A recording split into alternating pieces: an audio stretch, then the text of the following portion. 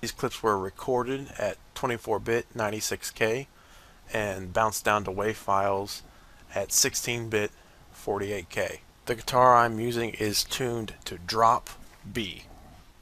Alright, so in this episode of Head to Head, we're going to compare Amplitube 3 to the 11 rack, and we'll be using the metal lead in Amplitube, which is a model of a Mesa Boogie triple rectifier, and we'll pit that against the 11 rack tread plate, which is a Mesa Boogie dual rectifier. So in Amplitube, you're going to hear the metal lead, just the amp, one cabinet, one mic, no effects in stomp box or rack, just be one amp going in mono. And you'll hear the same thing for the 11 rack tread plate, which is again a dual rectifier, while the Amplitube is a triple rectifier here. And of course for the 11 rack version, all the effects will be turned off, and there'll just be one cabinet and one mic.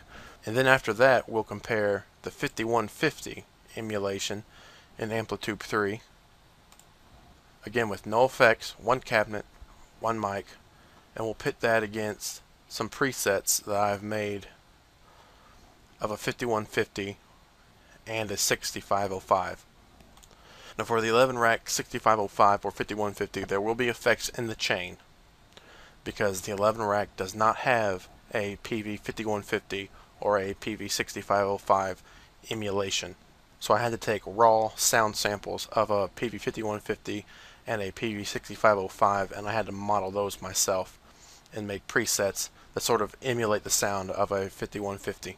And we'll also hear some 5150 presets from Amplitube with some effects in the chain and maybe with a couple cabinets. And after that, you'll kind of hear a semi-mixed clip of the amalgamation of all the presets used in these samples of Amplitube and then of the 11 rack, or vice versa. So in past videos I pretty much described the 11 rack, so in this let me describe a little bit about what I like about Amplitube. What I like about Amplitube is the diversity of choice that you have. You have so many amps to choose from. You have so many different signal chains to choose from. As you can see, you have going in mono here, tuner, stomp A, stomp B, bypassing amp B, just right through amp A, cab A, rack, blah blah blah. You have so many different ways you could set this up. You could choose this signal chain where you're going through two separate amps and the signals combined at the end. You could set it up so many different ways. Another great thing is the effects that are in Amplitube. One of my favorite effects is the Whaminator. Another great effect in Amplitube is the Harmonator in the rack. This effect sounds really good in my opinion. You can get some great effects using this. Another cool effect is the Step Slicer. And another great thing about Amplitube is you have many choices of cabinets. You can also choose two microphones if you want.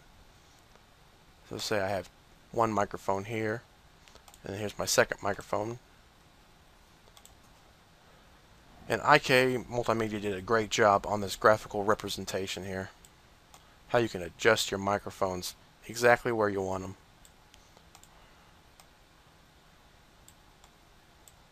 And you can pan in between them.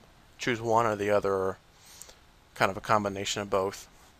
You also have your width room mics back here, which is a really cool feature, and they did a great job on the GUI for this.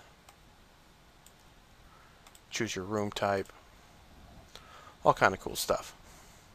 So keep in mind what you'll be hearing is isolated settings of each amp simulator, so don't judge each amp simulator's totality on these isolated clips. Both of these amp simulators are capable of amazing sounds. However, for the realism factor, I'd have to give it to the 11 rack. The modeling in the 11 rack is second to none, in my opinion. But that doesn't mean Amplitube does not have some great sounds. Both of these modelers can do amazing sounds. So with all that out of the way, let's start the head-to-head.